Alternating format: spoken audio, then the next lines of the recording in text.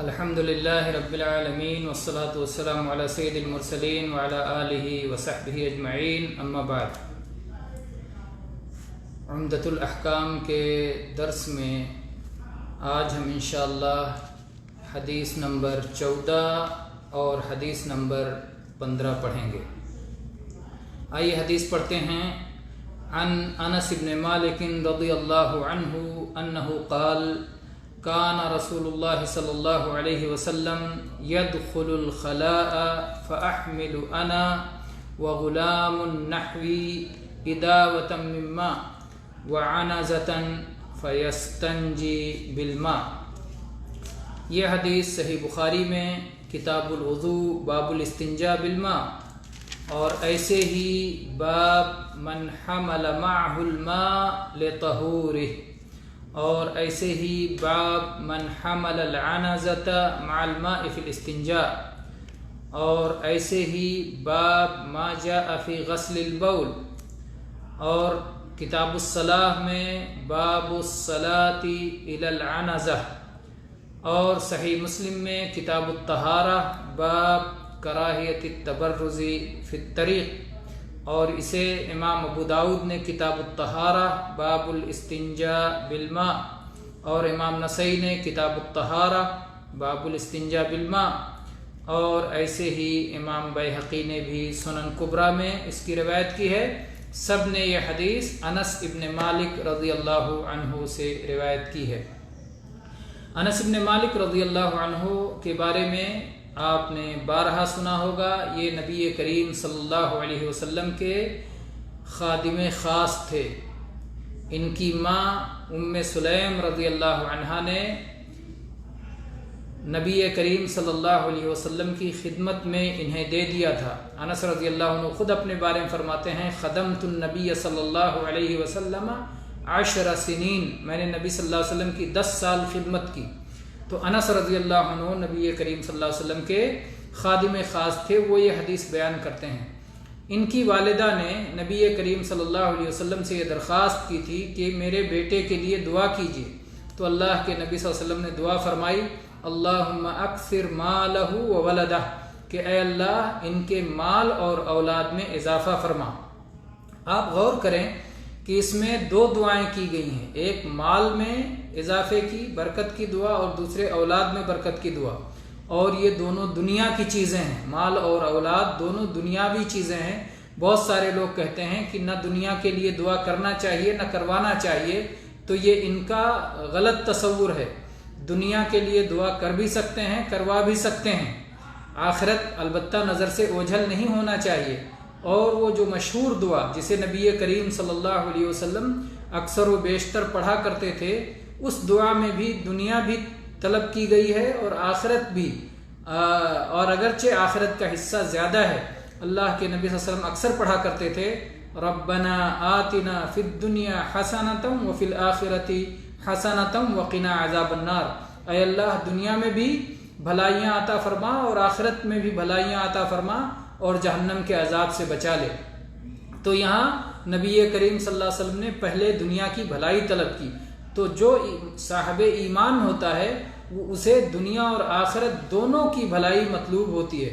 تو ہمیں دنیا اور آخرت، دنیا سے فرار نہیں ہے، دنیا سے بھاگنا نہیں ہے، دنیا سے کراہت نہیں ہے، لیکن دنیا کو اللہ کے حکم کے مطابق استعمال کرنا ہے، اور اس سے بچنا ہے کہ کہیں دنیا ہمیں فریب میں ڈال نہ دے اور ہم آخرت کو فراموش نہ کر جائیں اور اس کی وجہ سے اللہ تبارک و تعالیٰ کی نافرمانی میں مبتلا نہ ہو جائیں۔ یہ اہم ہے۔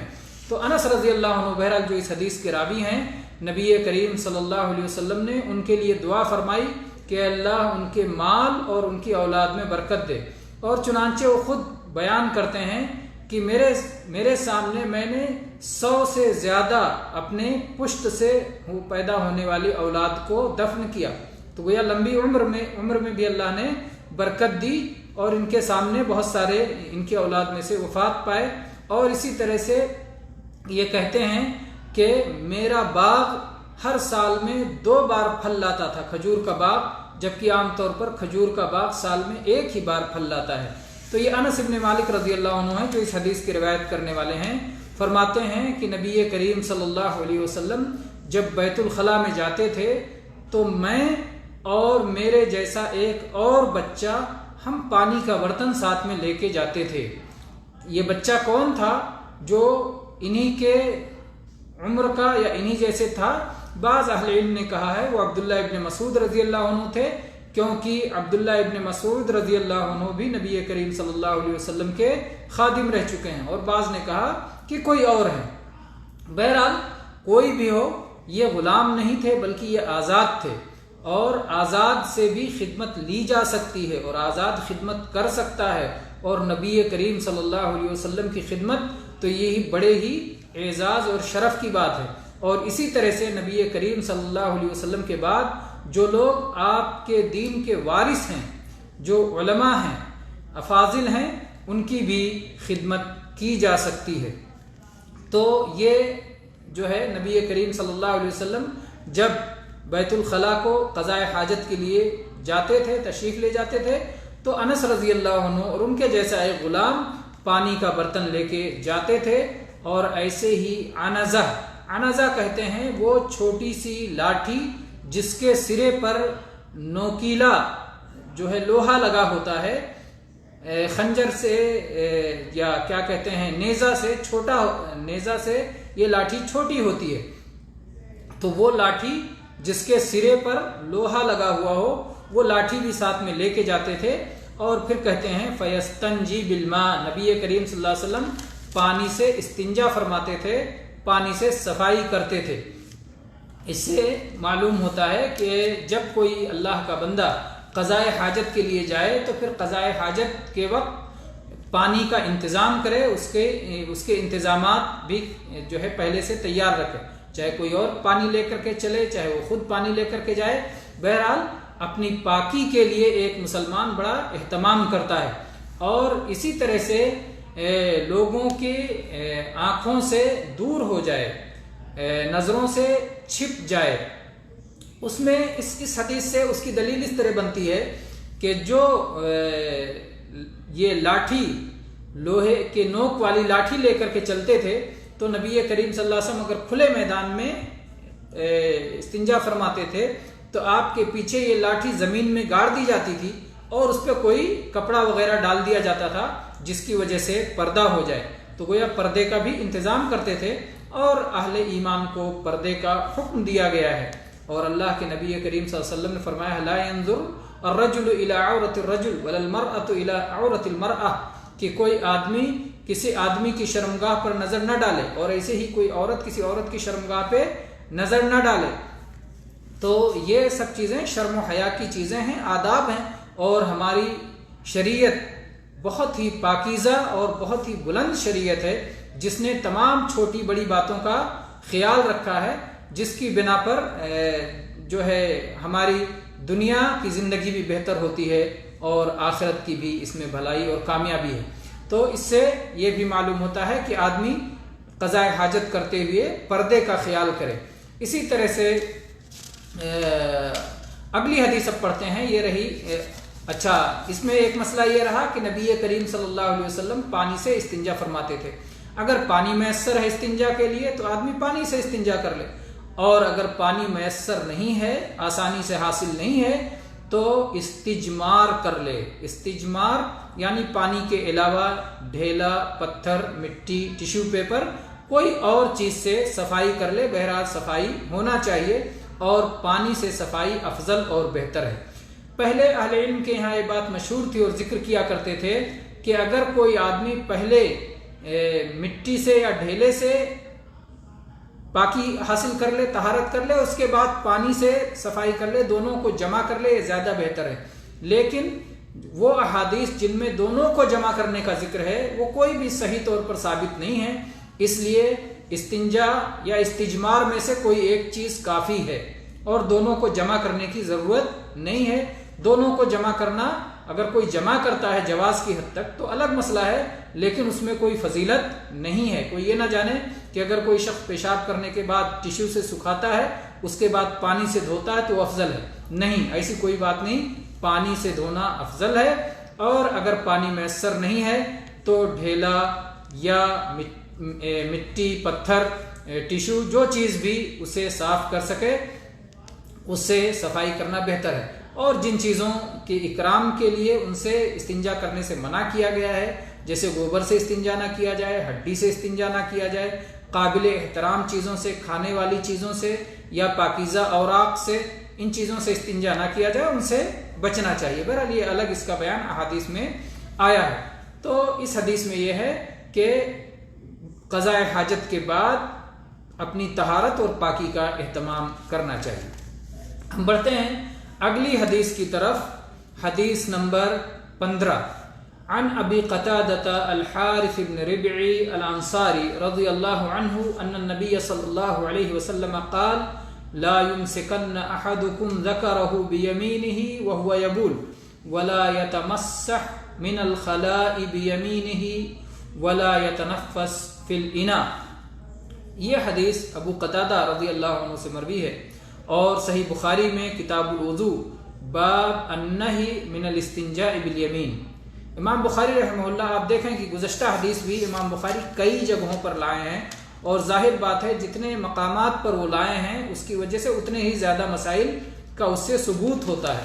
اسی طرح سے اس حدیث کو بھی امام بخاری رحمہ اللہ کتاب الوضوء میں باب النہی من الاستنجاء بالیمین، داہنے ہاتھ سے استنجا کرنے کی ممانعت کے بیان میں لائے ہیں، اور ایسے ہی باب لا یمسک ذکرہ بیمینہ اذا بال، پیشاب کی حالت میں داہنے ہاتھ سے اپنے شرمگاہ کو، اپنے ذکر کو نہ پکڑے، اور ایسے ہی آپ کتاب الاشربہ میں لائے ہیں باب النہی عن التنفس فی الاناء، برتن میں سانس لینے کی ممانعت کا بیان، اور ایسے ہی امام مسلم کتاب الطہارہ میں باب الاستطابہ، استنجا کے بیان میں، اور ایسے ہی امام ابو داؤد کتاب الطہارہ میں باب کراہیت مس ذکر بالیمین فی الاستبراء، اور امام ترمذی کتاب الطہارہ میں باب ما جاء فی کراہیت الاستنجاء بالیمین، اور امام نسائی کتاب الطہارہ میں عن نہی عن اخذ الذکر بالیمین عند البول، وباب ذکر نہی النبی صلی اللہ علیہ وسلم عن الاستطابۃ بالیمین والاستنجاء بالیمین، اور ایسے ہی امام ابن ماجہ باب کراہیت مس ذکر بالیمین والاستنجاء بالیمین۔ تو ان سب جگہوں پر یہ حدیث آئی ہے ابو قتادہ رضی اللہ عنہ سے۔ اس حدیث میں 3 باتوں کا بیان ہے۔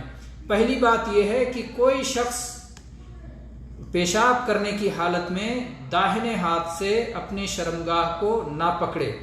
داہنے ہاتھ کو اللہ تبارک و تعالیٰ نے عزت عطا فرمائی ہے، داہنے ہاتھ سے کھانا کھایا جاتا ہے، پانی پیا جاتا ہے، اور لینے اور دینے کا کام کیا جاتا ہے، تو اس کو نبی کریم صلی اللہ علیہ وسلم داہنے ہاتھ سے جو ہے آپ کو داہنا سمت استعمال کرنا، داہنا ہاتھ جو ہے کسی چیز کو داہنے ہاتھ سے کرنا آپ کو پسند تھا۔ یہ حدیث گزر چکی ہے، اس سلسلے میں تفصیلات کا پہلے بیان ہو چکا ہے۔ تو داہنے ہاتھ کو اللہ نے ایک عزت عطا فرمائی ہے، اور اس وجہ سے پیشاب کرتے ہوئے اپنے ذکر کو، اگلی شرمگاہ کو ہاتھ لگانے سے منع کیا گیا ہے، روکا گیا ہے۔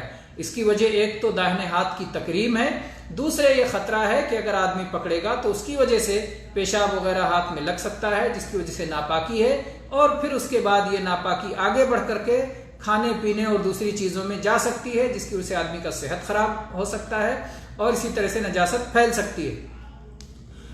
اور اس حدیث کو جب ہم دیکھتے ہیں کہ ایک حدیث میں نبی کریم صلی اللہ علیہ وسلم سے پوچھا گیا کہ اللہ کے نبی، کیا اگر ہم اپنے ذکر کو ہاتھ لگائیں، اگلی شرمگاہ کو ہاتھ لگائیں تو کیا وضو ٹوٹ جاتا ہے؟ تو آپ نے فرمایا انما ہوا بضعۃ منک، کہ وہ تمہارے بدن کا ایک ٹکڑا ہے، یعنی اس سے وضو نہیں ٹوٹے گا۔ تو ظاہر بات ہے وہ بدن کا ایک ٹکڑا عام حالات میں ہوتا ہے، جیسے جب ہم کسی کے ہاتھ کی انگلی کو چھوئیں، یا اپنی ایک ہاتھ سے دوسرے ہاتھ کی انگلیوں کو چھوئیں، اور اپنے ہاتھ سے اپنے اگلے شرمگاہ کو عام حالات میں ہاتھ لگائیں، تو دونوں بدن کا حصہ ہے، ٹکڑا ہے، کوئی مسئلہ نہیں ہے۔ لیکن پیشاب کرتے ہوئے ہاتھ لگائیں، یا اسی طرح سے جو ہے جس وقت شہوت ہو، شہوت کے وقت میں جب کہ اس کی حالت بدلی ہوئی ہو، تو اس وقت باقیہ بدن کے حصوں کی طرح نہیں ہوتا ہے۔ اس لیے اگر شہوت کے ساتھ کوئی شخص اپنے شرمگاہ کو ہاتھ لگاتا ہے تو اس کی وجہ سے اس کا وضو ٹوٹ جائے گا۔ تو یہ پہلے مسئلے کا بیان ہے اس حدیث میں۔ پہلا مسئلہ کہ کوئی شخص پیشاب کرنے کی حالت میں اپنے داہنے ہاتھ سے اپنی اگلی شرمگاہ کو ہاتھ نہ لگائے، نہ پکڑے، اور اگر پکڑنے کی ضرورت ہو تو بائیں ہاتھ سے پکڑے۔ دوسرا حصہ ہے وَلَا يَتَمَسَّحْ مِنَ الْخَلَاءِ بِيَمِينِهِ، اور بیت الخلاء کے بعد صفائی اپنے داہنے ہاتھ سے نہ کرے بلکہ بائیں ہاتھ سے صفائی کرے۔ اور تیسرا حصہ ہے کہ اور برتن میں سانس نہ لے۔ پانی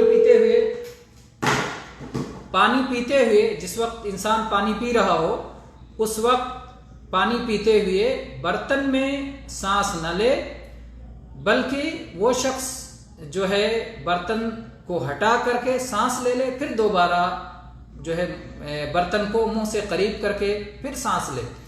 تو سانس برتن میں نہ لے۔ کیا برتن میں سانس لینا جب منع ہوگا تو برتن میں پھونکنا بھی منع ہوگا یا پھونکنا جائز ہوگا؟ تو بعض لوگوں نے فرق کیا ہے کہ سانس لینا دوسری چیز ہے اور پھونکنا دوسری چیز ہے، اور بعض اہل علم نے کہا ہے کہ نہیں، پھونکنا تو سانس لینے سے بڑھ کر ہے، اس لیے کہ سانس لینے میں ہلکی اور معمولی ہوا جو ناک سے نکلتی ہے وہ جائے گی، لیکن اگر آپ پھونکتے ہیں تو منہ سے زیادہ جو ہے ہوا زیادہ مقدار میں جائے گی، جس میں جراثیم وغیرہ جانے کی زیادہ توقع ہے۔ بہرحال پھونکنا بھی منع ہے اور سانس لینا بھی برتن میں منع ہے۔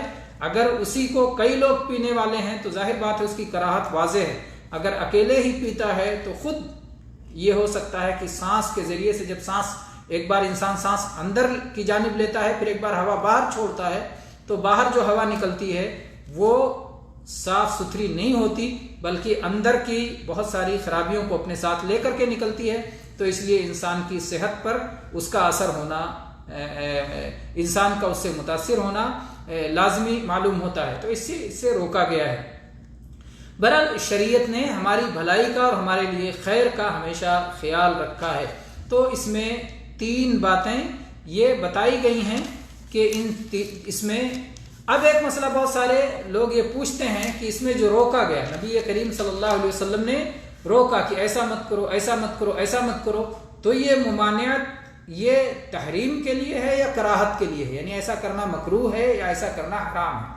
تو ایک بات یہ سمجھ لیں کہ اس طرح کا سوال کرنا کسی حدیث کے آنے پر یہ مناسب طریقہ نہیں ہے، کیونکہ ایک صاحب ایمان کا طریقہ یہ ہوتا ہے کہ کوئی بھی حکم آ جائے تو وہ کہے سمعنا واطعنا، ہم نے سن لیا اور ہم نے مان لیا، یہ مکروہ ہے ہم کر سکتے ہیں، یہ حرام ہے بالکل نہیں کرنا چاہیے، نہیں۔ اللہ کے نبی صلی اللہ علیہ وسلم کی حدیث آ جائے، آپ کا حکم آ جائے تو کوئی یہ نہ پوچھے کہ فرض ہے کہ سنت ہے، نہیں، ڈائریکٹ اللہ کا حکم ہے، اللہ کے نبی صلی اللہ علیہ وسلم کا حکم ہے، مجھے عمل کرنا۔ تو اس لیے جیسا کہ اللہ تعالیٰ نے قرآن پاک میں فرمایا یا ایھا الذین آمنوا اطیعوا اللہ واطیعوا الرسول، اے ایمان والو اللہ کی بات مانو اور اللہ کے رسول کی بات مانو۔ تو کوئی بھی حکم آ جائے، انما کان قول المؤمنین اذا دعوا الی اللہ ورسولہ لیحکم بینہم ان یقولوا سمعنا واطعنا، تو ہم نے سن لیا، ہم نے مان لیا، یہ اہل ایمان کا طریقہ ہے۔ وہ یہ ڈھونڈتے نہیں پھرتے ہیں کہ یہ مستحب ہے کہ فرض ہے، واجب ہے کہ حرام ہے، یہ ان کا طریقہ کار نہیں ہے۔ البتہ جو ایک طالب علم ہوتا ہے یا کوئی مسلمان جب پھنس جائے، یعنی وہ چیز جس سے روکا گیا تھا، جس سے منع کیا گیا تھا، وہ اس میں پڑ گیا اور کسی وجہ سے اس نے کر لیا، تو اس وقت اسے یہ جاننے کی ضرورت ہوتی ہے کیا یہ چیز حرام ہے جس سے توبہ کرنا ضروری ہے، یا حرام نہیں کہ جس کی وجہ سے توبہ کرنا ضروری نہیں ہے۔ تو اس لیے یہ عام بات معلوم کر لیں، یہ عام بات ذہن میں رہے کہ آداب کے تعلق سے جتنے احکام آئے ہیں آداب کے تعلق سے، ممانعت کا تعلق سے، وہ عام طور پر ممانعت مکروہ ہوتی ہے اور حکم استحباب کے لیے ہوتا ہے۔ عام طور پر عادات میں حکم استحباب کے لیے اور ممانعت کراہت کے لیے ہوتی ہے، اور عبادات میں عام طور سے حکم وجوب اور فرضیت کے لیے ہوتا ہے اور ممانعت تحریم کے لیے ہوتی ہے، کہیں کہیں کسی صارف کی وجہ سے، کسی قرینہ خارجیہ کی وجہ سے، کسی دلیل کی وجہ سے وہ چیز کراہت سے تحریم کی طرف منتقل ہو جاتی ہے، یا اسی طرح سے استحباب سے وجوب کی طرف منتقل ہو جاتا ہے۔ لیکن ابتداءً کوئی بھی حدیث سنیں، کوئی بھی آیت سنیں، کوئی بھی حکم سنیں تو یہی پوچھنے لگ جائیں کہ یہ حکم وجوب کے لیے ہے یا استحباب کے لیے، اور ایسے ہی یہ ممانعت کراہت کے لیے ہے، تحریم کے لیے، یہ طریقہ عام مسلمان کا طریقہ ہرگز نہیں ہونا چاہیے۔ بہت سارے لوگ چلتے ہیں تو کہتے ہیں وضو کے فرائض بتاؤ، وضو کی سنتیں بتاؤ، مستحب کیا ہے اور فرض کیا ہے، الگ الگ بیان۔ یہ غلط بات ہے۔ نبی کریم صلی اللہ علیہ وسلم کیسے وضو کرتے تھے، نبی کریم صلی اللہ علیہ وسلم کیسے غسل کرتے تھے، وہ سیکھو۔ یہ نہ سیکھو کہ اتنا فرض ہے تو اتنا کر لو تو وضو ہو جائے گا، باقی سنت ہے چھوڑ دیے تو کوئی بات نہیں۔ یہ طریقہ درست نہیں ہے، نادرست طریقہ ہے۔ اور عام مسلمانوں کو وضو کا فرض سکھانے کی کیا ضرورت ہے؟ وضو کا فرض یہ علماء جانتے ہیں۔ اگر کسی سے کوئی غلطی ہوئی پوچھتا ہے، سوال کرتا ہے، تو فتویٰ دیتے ہوئے ان کو یہ جاننے کی ضرورت ہے فتویٰ دینے کے وقت میں کہ یہ چیز فرض نہیں ہے، اس لیے اگر آپ سے اس میں کوتاہی ہو گئی تو کوئی مسئلہ نہیں ہے۔ تو اس لیے یہ ایک اہم تنبیہ تھی جو ضروری ہے۔ اس حدیث سے جو باتیں معلوم ہوئیں، ایک یہ کہ پیشاب کرنے کی حالت میں داہنے ہاتھ سے اپنی اگلی شرمگاہ کو چھونا ممنوع ہے، داہنے ہاتھ سے استنجا کرنا ممنوع ہے، پانی پیتے ہوئے برتن میں سانس لینا ممنوع ہے، ایسے ہی گندی چیزوں سے بچنا، اپنے ہاتھ کو گندگی سے دور رکھنا اور بچانا چاہیے۔ اگر کبھی کسی گندگی کو ہاتھ لگانے کی ضرورت پڑ جائے تو داہنے کے بجائے بائیں ہاتھ استعمال کرنا چاہیے۔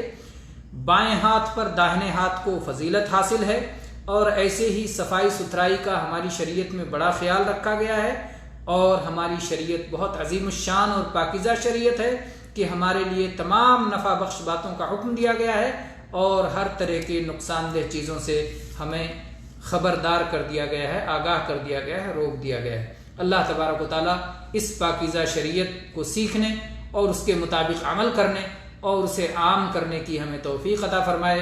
آمین۔ وآخر دعوانا ان الحمد للہ رب العالمین، وصلی اللہ علی نبینا وسلم۔